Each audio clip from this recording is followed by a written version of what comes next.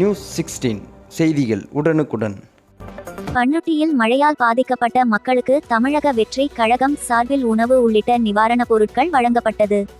ஃபெஞ்சல் புயல் காரணமாக பெய்த கனமழை கடலூர் மாவட்டத்தை புரட்டி போட்டது என்று சொல்லலாம். குறிப்பாக கடலூர் மாவட்டம் பண்ருட்டி பகுதியில் கனமழை காரணமாக நீர்நிலைகளில் ஏற்பட்ட வெள்ளப்பெருக்கால் பல்வேறு பகுதிகளில் குடியிருப்புகளுக்கு மத்தியில் மழைநீர் சூழ்ந்து இயல்பு வாழ்க்கை பாதிக்கப்பட்டு பொதுமக்கள் கடும் அவதி அடைந்து வருகின்றனர். இந்நிலையில் கனமழையால் பாதிக்கப்பட்ட சாமியார் தர்கா பின்புறம் உள்ளிட்ட பகுதிகளில் வசிக்கும் போது மக்களுக்கு தமிழக வெற்றி கழக பொறுப்பாளர் சுபாஷ் தலைமையில் போர்வை உணவுப் பொருட்களை பொதுமக்களுக்கு நிவாரணமாக தமிழக வெற்றி கழகத்தினர் வழங்கினர். அப்போது மழையால் சேதம் அடைந்த வீடுகளில் வசிக்கும் மக்களுக்கு நிவாரணத் தொகையும் தமிழக வெற்றி கழகத்தினரால் வழங்கப்பட்டது.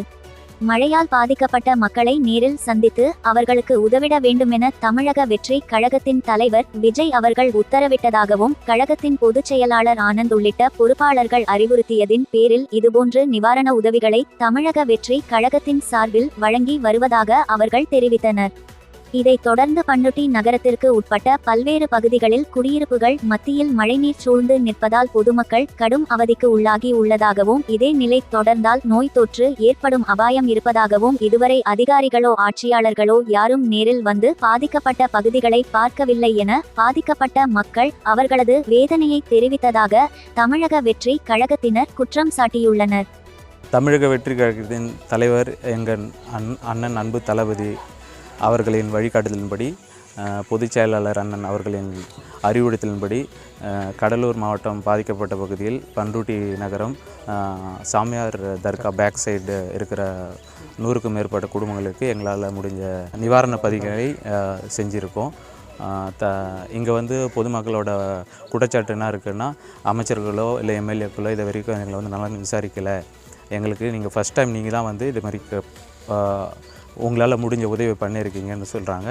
இந்த சுகாதாரத்தை பற்றி ரிலேட்டடாக சொல்லணும்னா நீட்னஸ் இங்கே இல்லை, அந்த தண்ணி இருக்கிறது அப்படியே தான் இருக்குது, எதுவும் வந்து தண்ணியை வந்து அப்புறப்படுத்தலை, ஒன்றும் தண்ணியில் தான் வாழ்ந்துட்டுருக்காங்க. நாங்கள் இப்போ போய் கொடுக்கும்போது கூட முட்டியளவு தண்ணியில் தான் போய் நாங்கள் போய் பார்த்து கொடுத்தோம். அவங்களோட எல்லா வேதனையும் வந்து இருக்கிற மினிஸ்டர்ஸ் எம்எல்ஏ வந்து யாருமே வந்து பார்த்து எங்களை உதவி பண்ணலைன்றது தான் அவங்களோட வந்து குற்றச்சாட்டாக இருக்குது.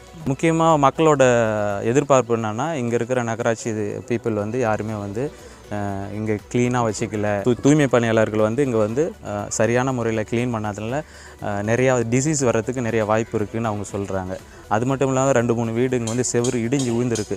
நகராட்சி சைடு இருந்து எந்த ஒரு அவங்களுக்கு வந்து சப்போர்ட்டும் கிடைக்கலன்றாங்க.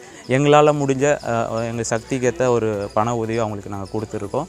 மேலும் எங்கள் வந்து பொதுச் செயலாளர்கிட்ட சொல்லி அவரோட நாலேஜில் எதனா கொண்டு போய்ட்டு எங்களால் முடிஞ்ச அளவுக்கு பண்ணுறேன்னு நாங்கள் சொல்லியிருக்கோம்.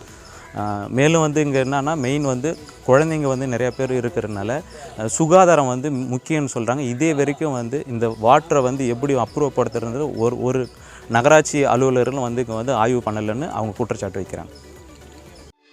உள்ளூர் செய்திகள் முதல் உலக நிகழ்வுகள் வரை உடனுக்குடன் அறிந்து கொள்ள நியூஸ் 16 சமூக வலைதள பக்கங்களை சப்ஸ்கிரைப் செய்யவும்.